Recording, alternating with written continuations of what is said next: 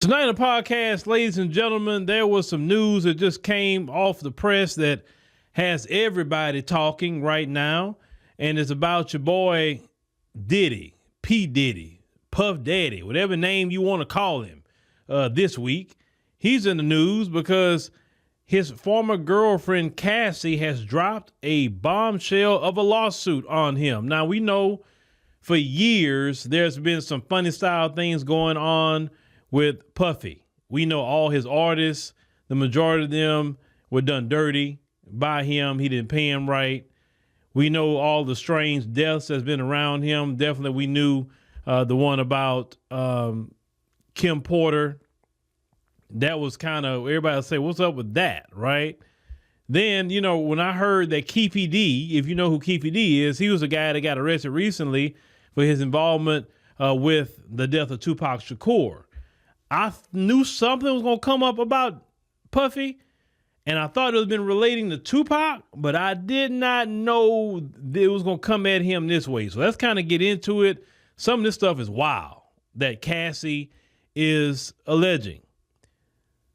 So Cassie has alleged that Puffy violated her, you know what word I want to say, and repeatedly physically abused her, and in the new federal lawsuit. Now they say Puffy, or P. Diddy, whatever you want to call him this week, is allegedly controlled and abused Cassie for over a decade, as well as giving her drugs, beating her, and forcing her to have relations with multiple male prostitutes while he watched and recorded. Boy, so he's kind of sick, allegedly. It say the pair, who met in 2005 when she was 19 years old, split in 2018. The lawsuit claims that just before the end of their relationship, he forced his way into her home and violated her. Now, Puffy is 54 years old. He vehemently denied all of the offensive and outrageous allegations. Now, Cassie, whose real name is Cassandra Ventura, said in a legal document that was filed in Manhattan's federal court on Thursday, say after years in silence and darkness, I am finally ready to tell my story and to speak up on behalf of myself and for the benefit of other women who face violence and abuse in their relationships. Now, it said her lawyer, Douglas Wigder, it said claimed Puffy offered her 8 figures to silence her and prevent the filing of this lawsuit. Said, but that she declined to give a voice to all women who suffer in silence. Now, among the serious allegations, he said, is that Puffy trafficked Cassie, 37 years old, to male prostitutes to fulfill his voyeurism fantasies in hotels and at his home. As the lawsuit claims, she was directed to, have relations with multiple men, sometimes in masks and costumes. While the music exec watched, he took care of himself, you know what I'm talking about, and filmed. Well, there was other people that had been saying some kind of wild stuff about him too, even about men. This one guy said that he had kind of saw him in a room with a bunch of men, and all these men were not clothed, and he said that he kind of ran up on him and say, you didn't see nothing in here, right? Like that. So it's all kind of craziness been surrounding him for a very long time. Now, say Cassie said in the documents called The Ordeal's Horrific Encounters, she had to take drugs to disassociate during the arrangements which Diddy called freak-offs. That's an interesting thing to call it, isn't it? Allegedly. And so the lawsuit states that the music executive who she first met as a teenager told her it would turn him on if he saw her with another, and he used an eggplant. He said he allegedly hired a man and brought him to his home in Los Angeles to engage in the relations with Cassie. He said Mr. Combs directed Ms. Ventura to perform acts. He said with the man. He said while Mr. Combs watched, according to the lawsuit. He said Puffy, took care of himself, you know what I'm talking about, while he was directed Ms. Ventura, and the man to do specific acts. It said the entire encounter lasted multiple days. She also claimed Puffy got drunk during, a freak off, around March 2016 and punched her in the face, leaving her with a black eye. Cassie says she tried to leave the hotel room when he fell asleep, but he woke up and began screaming at her.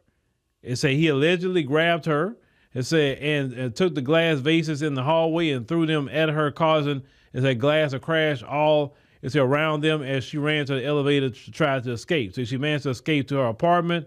but claims she returned over fears he would be even angrier. Now, say when she returned, they say hotel security staff urged her to get back into the cab and go to her apartment, suggesting they had seen the security footage showing Mr. Combs, it said, beating Miss Ventura, it said, and throwing glass at her in the hotel hallway, according to this federal lawsuit. Then she continued to say she alleged that Puffy paid the hotel staff $50,000 for the hallway security footage from that evening. And they say on another occasion in 2013, Puffy allegedly set up a freak off and was charged tens of thousands of dollars in damage by the hotel. Now, Cassie, it say, was expectedly to facilitate the location and hiring of, male workers. It say for the freak off, it say according to the lawsuit, and saying she was allegedly instructed to use websites and escort services to find men with large eggplants, particularly black men. We'll make sure we say that. Now, they said it also alleged that Puffy would insist on the encounters weekly and that he repeatedly told her it was our thing and our secret. Well, Puffy, if this is what you were doing, why don't you just watch some adult films? Why would you do that to the woman? If that's what happened. But, I'm like I said, we don't have a court date, but due to all the things that's kind of been surrounding you, and every time somebody about to write a tell-all book about you, all of a sudden they come up, dead. You know what I'm saying? Now, Cassie claimed that the freak-off would often take place in the hotel suites, including the Trump International Hotel in Columbus Circle, Le Emirage, Beverly Hills. They said the London Hotel in Los Angeles and Intercontinental hotels across the country. It said his assistants would allegedly help set up the freak-offs, and said by providing baby oil and lubricant. Now, according to the lawsuit, Mr. Combs always supplied Miss Ventura and the worker, and say with copious amounts of drugs before and during the freak-offs. Well, this is, for me, this is weird. Why would you want to sit here and watch your woman be with another man? I mean, seriously, that doesn't make sense to me, because any kind of real man is territorial, right? And you don't want another man touching your woman. So if any man, ladies, will sit up here and tell you that he wants you to be with another man and he wants to watch you with another man, first of all, he's weird. Second of all, he's extremely feminine. That's how I look at you, because real men are territorial. Third, that's not nothing that you're trying to get into or with. You know what I'm saying? Anybody who do that, like, you cool with watching your wife with another man? You know what I'm saying? Now, look, that's the things them folks be doing. And what them folks do is their business, right? But we're talking about black people. This is not how most black men get down. Now, of course, I would say allegedly, but it's kind of detailed with all this stuff she's saying. Now, I say Miss Ventura was given ecstasy. They say she was given coke. They say GHB, ketamine, marijuana, and alcohol in excessive amounts during freak-offs, which allowed her to disassociate during these horrific encounters. They say it became commonplace to get IV fluids in the days after the freak-off to recover, say, from excessive substances pushed upon her. Now, Cassie was allegedly required to dress up in lingerie for the encounters and wear white nail polish to contrast with the skin of the black male worker. She claimed Diddy would ask her to pour excessive amounts of oil over herself and say before he instructed her and the worker what to do. Also, they said Mr. Combs, they would say things like, grab that big black eggplant, and ask her, how does it feel? And he directed her to perform for him. Now, she also says that Puffy allegedly used his phone, laptop, and tablet to film the freak-offs and treated it like a personal art project. They're adjusting the lighting. It said Cassie said she deleted photographs and videos and say of the acts and say if they were taken on her phone, but claimed Diddy told her he kept many. Well, if he did keep that somewhere, he kept all them videos. Ooh, she got him dead to rights. And I'm gonna tell y'all, this stuff is a criminal case, actually. I mean, this is straight criminal. And in New York, they don't have a statute of limitations on things like this. They actually have a law for that, right? So that's why she filed this in New York. Now, I said a lawsuit also claims and said that he asked Ventura to carry his gun in her purse on at least 2 occasions. Diddy allegedly plied her with ecstasy and ketamine and often beat her up. That she never told authorities because he said it would merely give Mr. Combs another excuse to hurt her. So she felt she couldn't go to the authorities. Now Cassie alleged that Diddy blew up Kid Cudi's car around February 2012 after he found out they were in a relationship together. She claimed he went through her phone and found emails between her and the rapper and became enraged. Now, say Diddy allegedly placed a manual corkscrew in between his fingers and lunged it at her, according to the lawsuit, and she ran away to stay with Kid Cudi. Now, say Cassie later returned, and the music executive allegedly hit her several times and then kicked her in the back as she tried to run out the door. Said during Paris Fashion Week, she claims Diddy told her that he was going to blow up Kid Cudi's car and that he wanted to make sure he was home with his friends when it happened. They said around that time, Kid Cudi's car exploded in his driveway, according to the lawsuit.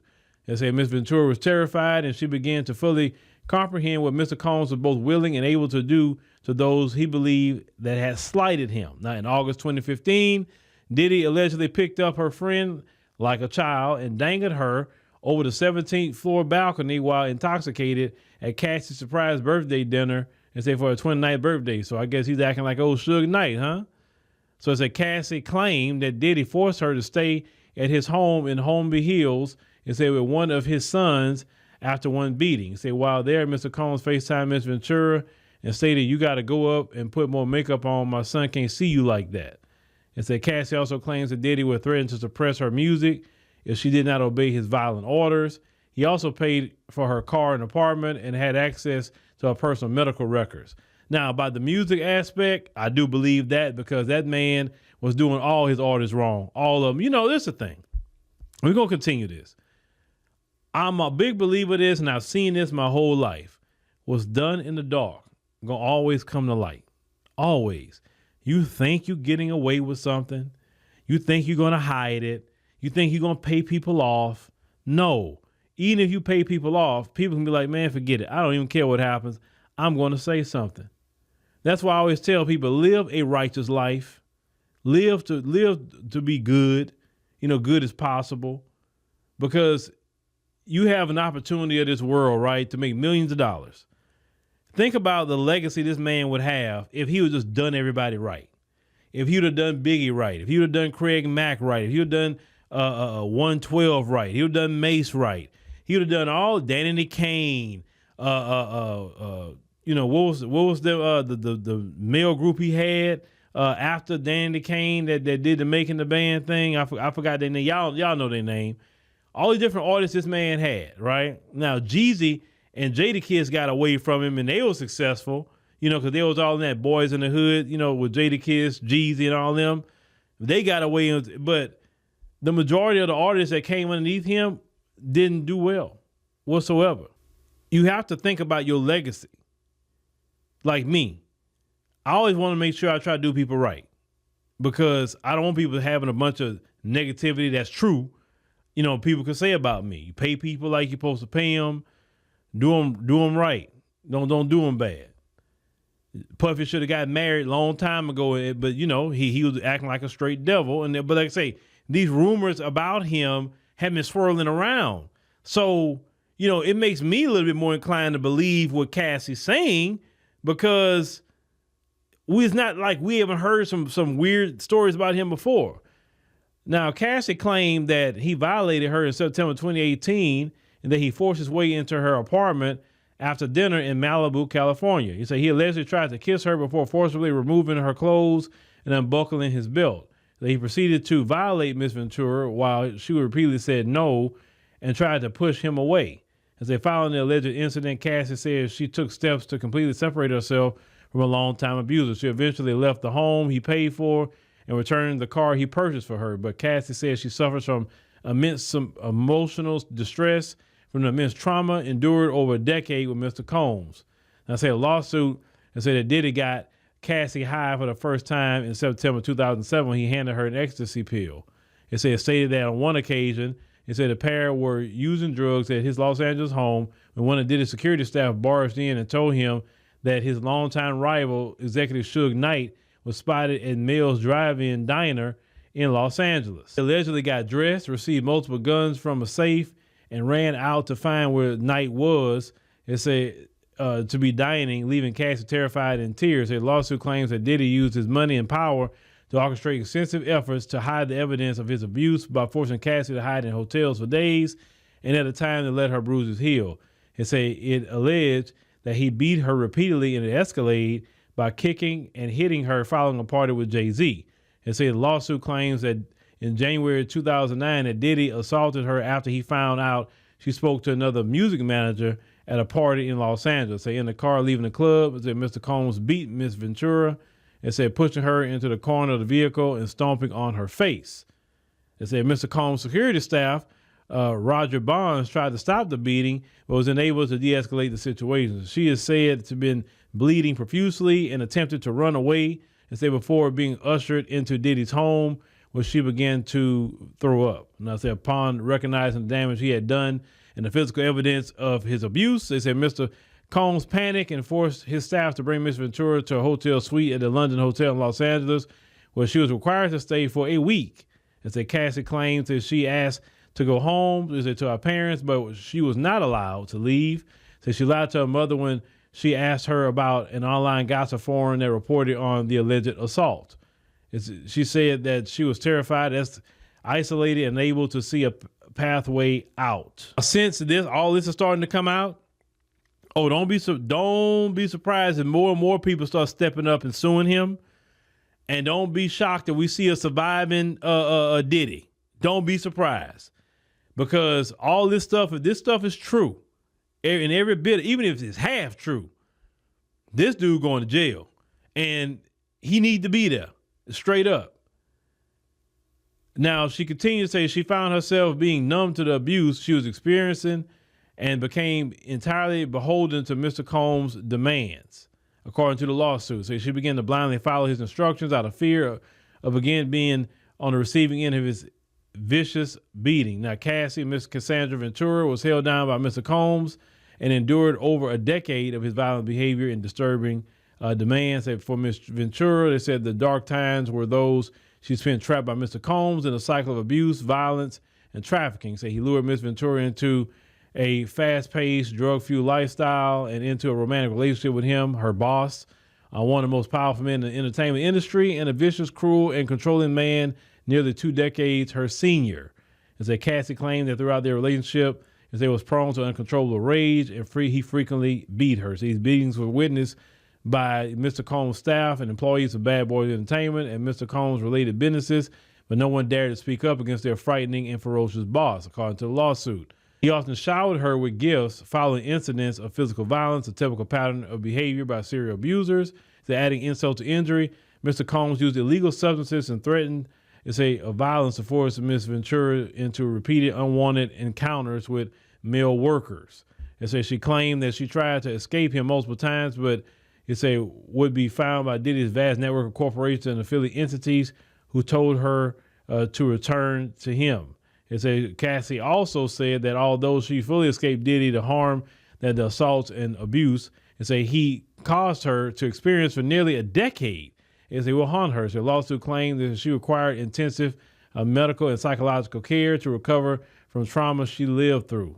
She is seeking unspecified damages. The lawsuit is brought under the Adult Survivors Act, which is a New York law allowing people to file claims even after the statute of limitations has run out. The suit said with the expiration of New York's Adult Survivors Act fast approaching, it became clear that this was an opportunity to speak up about the trauma I have experienced and that I will be recovering from the rest of my life. Now, Bill Brofman, Diddy's lawyer, said Mr. Combs denies these allegations. And they are extremely offensive to him. For the past 6 months, Mr. Combs has been subjected to Miss Ventura's persistent demand of $30 million. Under the threat of writing a damaging book about their relationship, which was unequivocally rejected as blatant blackmail.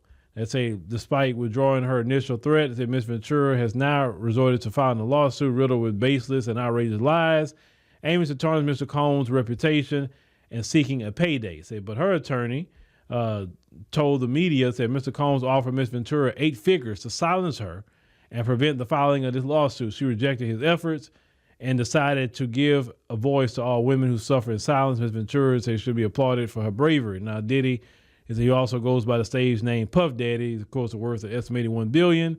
It's after one of the star figures in the commercialization of hip hop in the 1990s. Now, he said he grew to be one of the generation's most notable music producers, working with people like Biggie and Mary J. Blige. He found Bad Boy, which he signed Cassie in 2006.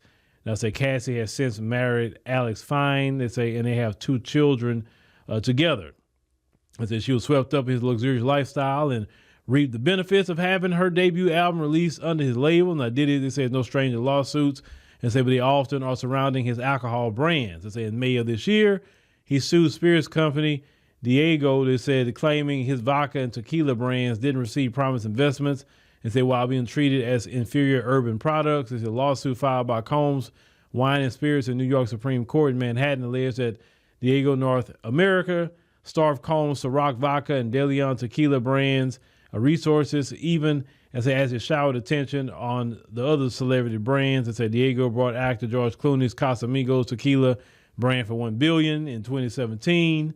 Diddy said Diego relationship told him his race was one of the reasons it limited distribution to urban neighborhoods. He continued to say that he was also told that some Diego leaders resented him for making too much money, according to the lawsuit. But this is the thing, with this lawsuit, which is very, very shocking. The details of this is very shocking. But once again, if it's completely true, if it's half true, he going to do some jail time, because all that stuff through there is criminal charges. And she didn't want to take no money from you. Now, you said she wanted $30 million and she's trying to blackmail you. Blackmail is a crime. So if it was truly blackmail, Puffy, why didn't you call law enforcement? Why you didn't get them involved? Because people get arrested for blackmail. They do. Then they said that you asked, you was willing to settle with her and silence her with a certain amount of money. She didn't want that. So now she filed this lawsuit. So if that's the case, then it's like this, Puffy. If you did this, you better settle. You better, whatever that woman wants, you better give it to her. Whatever it is. If it's half true, you better settle. Because this stuff right here, and I know some people are like, well, if he settled, then that means he did something. People settle not a lot of times not to go to trial. Some because at trial, you can get hit with more money versus if you settle. So not all the time a person's guilty. They just don't want to go to trial. They don't want a judgment on their record. Some businesses do that where they don't really want a trial and a judgment on their record. So they'll say, well, let's, settle for an undisclosed amount, but we settling, but you got to sign basically an NDA, a non-disclosure agreement. The terms of the settlement can't be spoken about. You can't talk about it to nobody. You got to shut your mouth, be quiet. That's what happens in a lot of them police lawsuits. They get paid, but then they make them sign NDAs where they can't talk about it. They can't say nothing about the police one. They can't talk about the terms. They can't say anything, but they got their checks. So, but you know what? Like I said, if it's true or even if it's half true, Puffy getting what he deserved. All the stuff he done to people for years. This is the same guy, and we won't go to politics, that was talking about vote or die. Remember he kept promoting that mess? Puffy, another big Democrat, because that's exactly who he was promoting. But yeah, ladies and gentlemen, Puffy is that's quite sick. In my opinion, it's quite sick because see, that couldn't be my daughter, because if I caught one of that, see, I go to jail behind mine. You put your hands on her? Oh no. I gotta come see you, partner. I gotta come see you. You ain't gonna be parading my child around, doing my child like that. That woman could have caught some, bad disease. She could have caught HIV. There's all kind of things that could have happened. And then all these workers that they're talking about. You imagine, they bring discovery and they try to see if they can find all these workers to testify, people at the hotels to testify. You know what I'm saying? I mean, come on. I mean, I would love for this case to go to trial so we can really find out what's going on. A lot of these people are just sickos, man. Just make your music, have fun, get your money, and go home. Why you gotta do all that? Why you gotta be on some drugs? Listen, I don't even want to be around people that use no drugs. Because first of all, that's illegal. And I'm a black man. I know when I'm around you doing it and they catch you, the police gonna get me too. And I ain't done nothing. But just I'm blacking around you, I'm gonna get it. So nah, I'm good. But all these drug heads and pill heads, like, but if that's what all happened, and then Keefe D has said that Puffy had paid somebody $1 million, to do that to Tupac. Well, shoot, eventually the pendulum gonna swing your way. You're not gonna get away with things forever. But let me know what y'all think about the situation with Puffy. Like I said, of course, we have to say alleged because it haven't went to court yet, but this is extremely very detailed. It's very sick. And we know all the people that were surrounding him died. Andre Harrell, dead. You know what I'm saying? Kim Porter, dead. Heavy D, dead. And these men had these alleged heart attacks, right? But then they were saying these men was writing tell-all books at the time. Al B. Sure ended up getting in a coma when he wanted to do a story about his life, which it would involve him too. It's very, very interesting.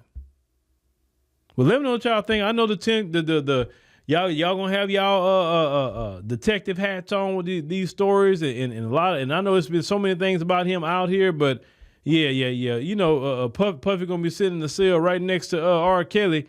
If all this true, like I said, this is some straight up criminal behavior.